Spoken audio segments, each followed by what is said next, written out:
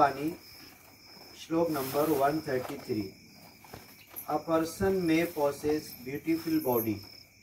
किसी इंसान को मालिक ने बहुत अच्छा जिस्म, बदन और सेहत दिया है। Charming youth and have countless riches. और वो जवानी में बहुत खूबसूरत भी था और उसके पास बहुत धन दौलत भी है। एंड वेल्थ, दुनिया की प्रॉपर्टी भी सब कुछ उसके पास है।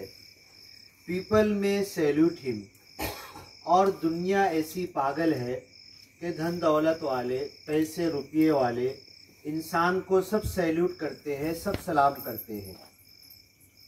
वेयर ही गोज, ऐसा प्रॉपर्टी वाला, दौलत वाला इंसान जहाँ जाता है सब उसको गले लगाते हैं और सब उसको अपना समझते हैं। एंड ही में कमांड रेस्पेक्ट एवरीवेयर, और जो बोलता है दुनिया वाले उसकी बातें सुनते हैं। ही में हैव न्यूमरस सर्वेंट्स, उसके पास बहुत सारे नौकर चाकर होते हैं, काम वाले होते हैं।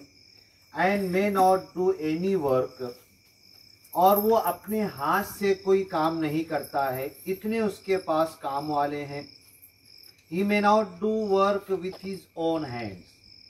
He may have cozy coats and lovely beds. उसके पास पहनने के लिए ढेर सारे अच्छे कपड़े हैं, सोने के लिए बेहतरीन बिस्तर है। And may enjoy a luxurious sleep, और अपने घर में पंखा, एसी और बेहतरीन फ्लैट में अच्छी जिंदगी गुजार रहा है। He may do countless charitable work, और ये दुनिया में बहुत सारे लोगों को रुपया पैसा भी बांटता है, लोगों की सेवा भी करता है। Make generous donations, और बड़े बड़े चंदे और डोनेशन भी देता है लोगों की सेवा के लिए। And his name and fame में spread in the world, उसका नाम, उसकी शोहरत, उसका नाम दुनिया के कोने कोने तक पहुंच गया है। अवतार से, अवतार वाणी में उसके लिए कहा गया है, cursed is such a person, ऐसा इंसान, if he has not known God, अगर उसके पास ज्ञान नहीं है, निराकार की वड़क नहीं है, निराकार को पहचानता नहीं है, तो ऐसे इंसान की धन दौलत, प्रॉपर्टी और दुनिया के अंदर उसके पास सब कुछ होने के बाद भी ईश्वर, परमेश्वर, गॉड और निराकार के पास ऐसे इंसान की कोई वैल्यू नहीं है। अब आप लोग देखो, अभी टाइम कितना हो रहा है महाराज? 10:15 बज रहा है। आप लोग एक छोटे से गांव में सत्संग के लिए छोटी छोटी दो हमारी बच्चियां गीत पढ़ रही थी कि मैं रोज सत्संग की गंगा में नहाती हूँ। ये जो भाव है मन का, ये जो मन में इच्छा है, और हम सत्संग के लिए अभी इस पाउस के अंदर, कल मुरली के अंदर कंटिन्यू पानी गिर रहा था, पानी रुका नहीं था, पाउस और बारिश, लेकिन मुरली वाले बड़े शौक से आकर बैठे थे। और उनके शौक से बैठने की वजह से दास के मुंह से जो वाणी निकल रही थी, जो शब्द निकल रहे थे, वो लोगों के भाव की वजह से निकल रहे थे। और ये चीज है कि जब सुनने वालों का भाव होता है तो बोलने वाले के माइंड में से, दिल में से आवाज निकलती है।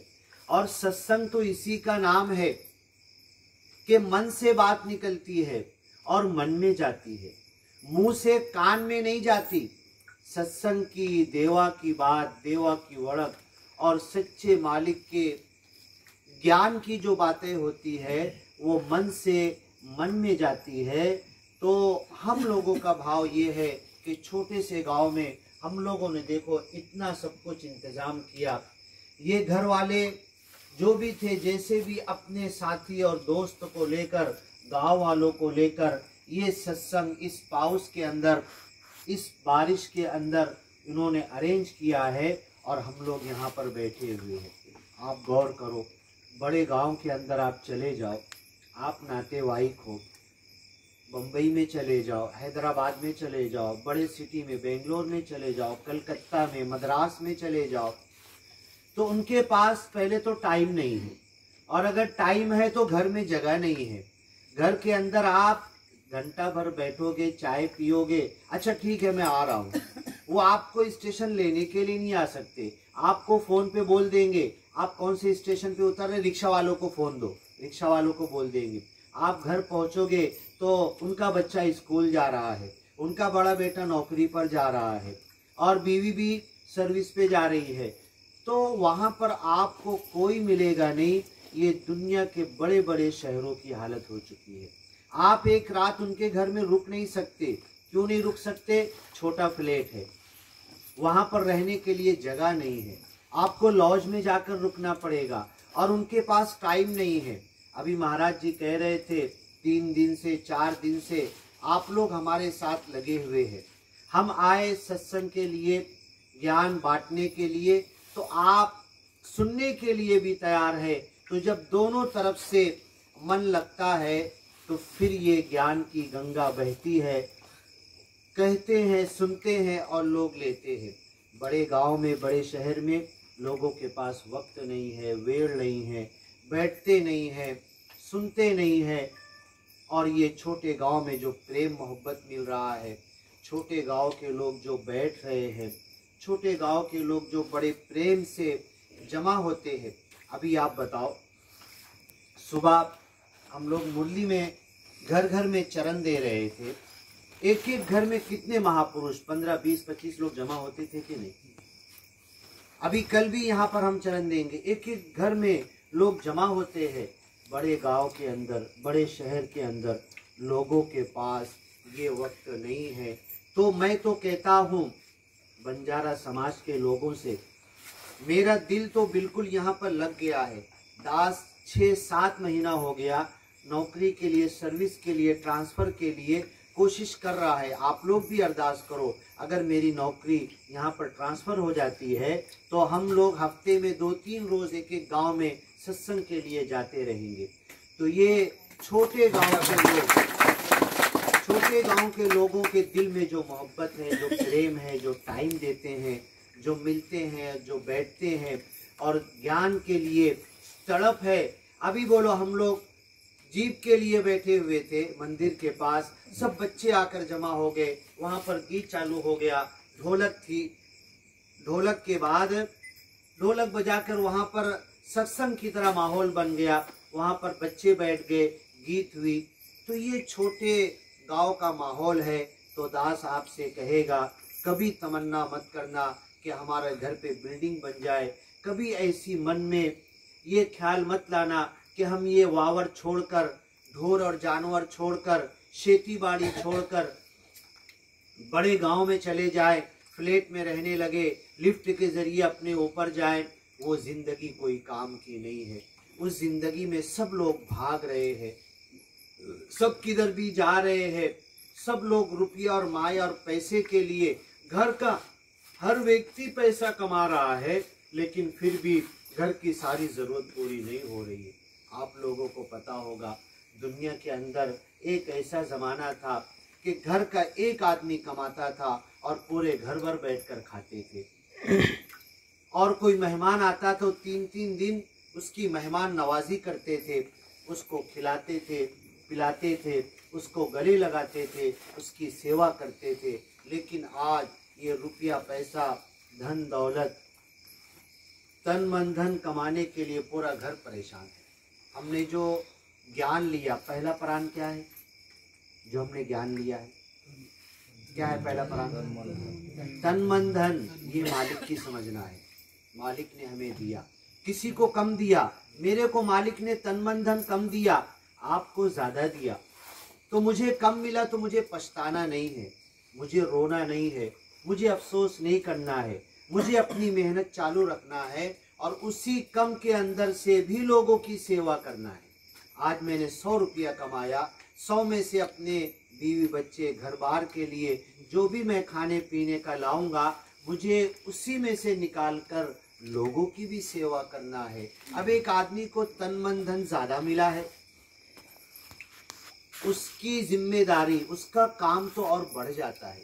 उसके कांधे पर जो मालिक ने बोझ डाला कि अब उसे जो इतना कुछ मिला है, लोगों की सेवा भी करना है, तो अपने मन के अंदर यही श्रद्धा रखना है, यही विश्वास रखना है, मन के अंदर यही ख्याल, सोच और विचार रखना है कि जो तन मन धन हमें मिला है, ये मालिक ने हमें दिया है, ये मालिक की देन है। ये बदन भी मालिक की देन है, ये शरीर भी मालिक की देन है। लोग बोलते हैं अरे मैं तो भाड़े के रूम में रहता हूँ, मेरा खुद का घर नहीं है। ये शरीर भी तो भाड़े का है, ये आत्मा भी इस शरीर को छोड़ के चली जाएगी। ये शरीर आत्मा हमारा, मैं जो कह रहा मेरी आत्मा कह रही है। हम क्या बोलते, मेरा हाथ, मेरा पैर, माझा डोका, हाँ माझा पोट, हाँ माझी डोळ्या, हम ये कहते हैं।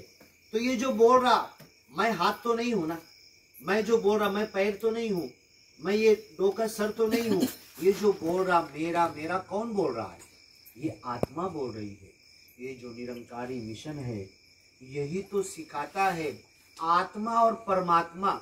मैंने अभी तक अपने आप को पहचाना ही नहीं, मैं अपने आप को शरीर समझ रहा हूं, मैं अपने आप को ये 40 किलो का, 50 किलो का, 70 किलो का देह समझ रहा हूं, शरीर समझ रहा हूं, जबकि मैं आत्मा हूं और मैं शरीर के पीछे भाग रहा हूं। मैं शरीर को बनाने में लगा हूं, ये बदन को, जिस्म को, अपने तन को सुधारने में लगा हूं। मैं गोरा कैसे हो जाऊं, हाँ मेरा रंग काला, कौन सा क्रीम लगा लूं, मेरा वजन कैसे बढ़ जाए, हाँ मैं स्मार्ट कैसे दिखने लगूं, ये शरीर की, मैं ऊपर से कैसे नहा लूं, कौन सा साबुन लगा लूं।